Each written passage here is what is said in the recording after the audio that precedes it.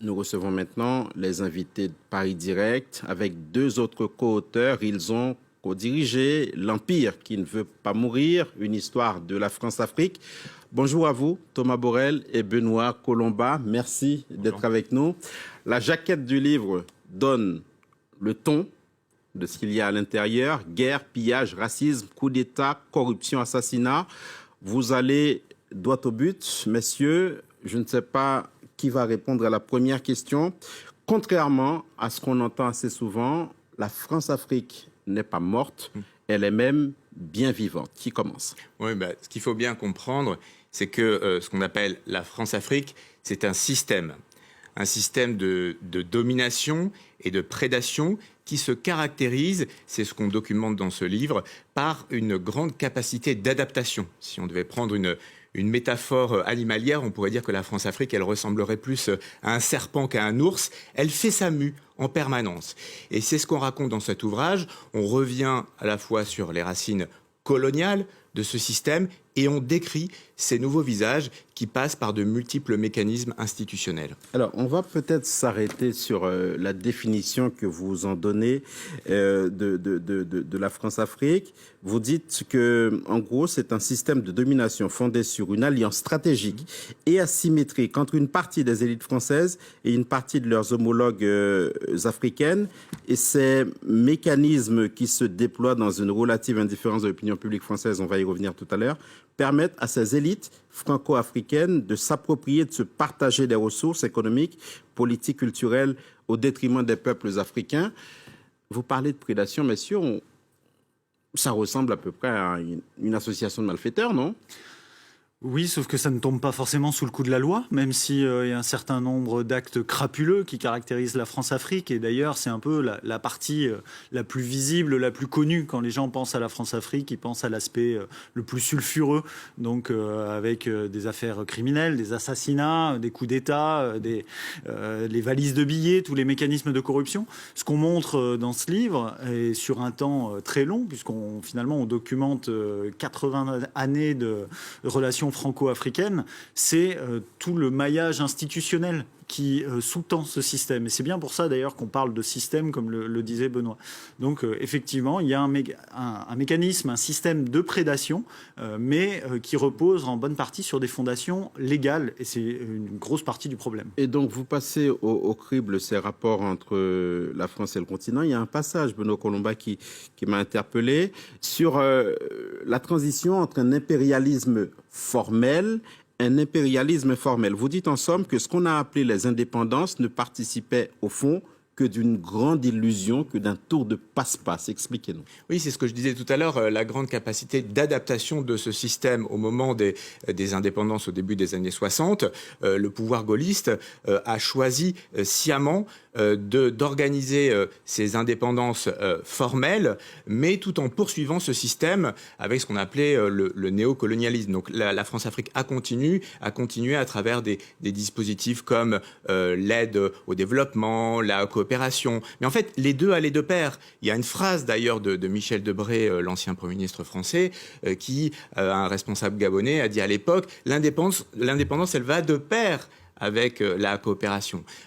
Donc ça a été vraiment quelque chose de tout à fait fondamental et qui se poursuit encore aujourd'hui. C'est un peu le paradoxe, c'est-à-dire il y a l'aspect crapuleux, le plus évidemment contestable, le côté mercenariat, coup d'État, le côté le plus spectaculaire, qui aujourd'hui commence à être connu, notamment grâce à l'action d'associations comme Survie. Mais il y a toute une face émergée de l'iceberg qu'on voit, mais qu'on ne regarde pas forcément et donc qu'on ne remet pas en cause. Et c'est ça ce qu'on explique aussi dans le livre. Aujourd'hui, la France ne veut plus parler officiellement même d'aide publique au développement. Rémi Rioux, le patron de l'AFD, était sur ce plateau à votre place hier, le disait. On ne parle quasi plus de coopération, mais d'investissement solidaire. Vous allez me dire ce que vous en pensez.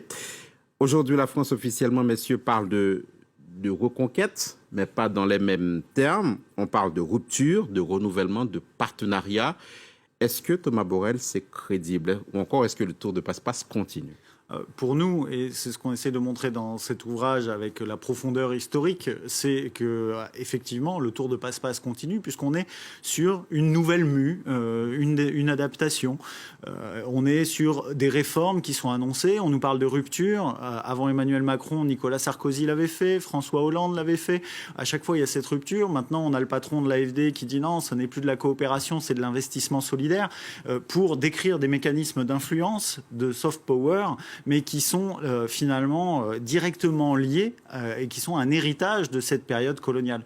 Et Benoît disait le pouvoir gaulliste, mais ce qu'on montre aussi dans ce livre, c'est qu'avant même le retour du général de Gaulle, les dirigeants politiques envisageaient cette politique-là, cherchaient à comment maintenir l'influence sur l'empire de manière informelle, pour passer de cet empire formel à cet empire informel. Aujourd'hui, on a des dirigeants politiques ou à l'Agence française de développement qui nous disent on va faire de l'investissement solidaire, on fait de l'influence, mais finalement derrière c'est cette idée de maintenir une forme d'ingérence politique et économique, maintenir des marchés pour les entreprises françaises. On nous dit qu'elles perdent des parts de marché, mais le gâteau grossit, donc en fait le chiffre d'affaires des entreprises françaises en Afrique grossit, et la France déploie toute une batterie d'outils pour maintenir finalement ces marchés-là et quelque part écrire l'histoire à la place des peuples africains. Alors, il y a eu de grandes figures, évidemment, de la France-Afrique. Jacques Foccart, évidemment, puisqu'on ne peut pas ne pas parler de lui, mais il n'y a pas que lui. Il y a eu d'autres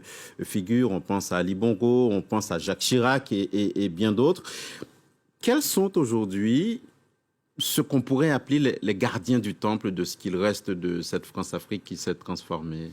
C'est là où c'est assez surprenant, c'est qu'on voit qu'on a une nouvelle génération qui arrive au pouvoir en France. Emmanuel Macron vante sa jeunesse en permanence, mais il est aujourd'hui le gardien du temple. Il ne cesse de répéter qu'il n'a pas connu la colonisation. Nicolas Sarkozy a dit la même chose. Mais il ne cesse de prendre des postures qui sont parfaitement coloniales. Convoquer à Montpellier une jeunesse africaine pour parler avec le président français, depuis l'Élysée, dire on va parler à cette jeunesse, est en soi une posture coloniale. Les déclarations qu'il fait, où il se pose en donneur de leçons sur ce qui se passe au Mali, alors que dans le même temps, il va au Tchad avaliser un coup d'État, c'est aussi une des postures coloniales d'Emmanuel Macron. Donc lui-même, aujourd'hui, est un gardien du temple. Auprès de lui, on pourrait citer Jean-Yves Le Drian, qui était le ministre de l'Afrique de François Hollande et qui est encore le ministre de l'Afrique de Emmanuel Macron. Donc, et qui, en gros, Benoît Colomba, des dispositifs militaires au Sahel, dit aujourd'hui il faut moins d'emprise, mais plus de muscles. Donc on continue à s'adapter continuellement. Et encore une fois, c'est vraiment une caractéristique, la grande continuité, quels que soient les pouvoirs dans cette politique et le maintien en place de ce système.